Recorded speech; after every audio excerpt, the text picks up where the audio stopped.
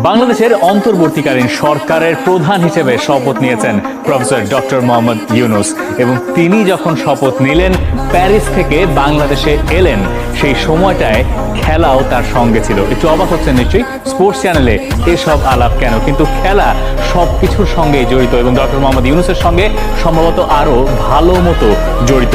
আপনাকে একটা ছবি আমি দেখাই। প্যারিস থেকে যখন ডক্টর মোহাম্মদ ইউনূস বাংলাদেশের উদ্দেশ্যে যাচ্ছেন, রওনা হচ্ছেন, সেই সময়টার তার গলায় যে অ্যাক্রিডিটেশন কার্ডটা আপনি দেখতে পাচ্ছেন সেটা আপনার চেনা লাগার কথা। এবারের অলিম্পিক্সে যেটা হচ্ছে এই মুহূর্তে প্যারিসে, সেখানে সব অ্যাথলিট, সব সাংবাদিক, সব ভলান্টিয়ার, তাদের গলায় যে অ্যাক্রিডিটেশন কার্ডটা ঝুলছে যেটা প্রমাণ করে এবং সাক্ষ্য দেয় যে আপনি এই অলিম্পিকের একটা অংশ, সেই জিনিসটা গলায় ঝুলিয়েই ডক্টর মোহাম্মদ ইউনূস প্যারিসে বিমানবন্দরে পা রেখেছিলেন এবং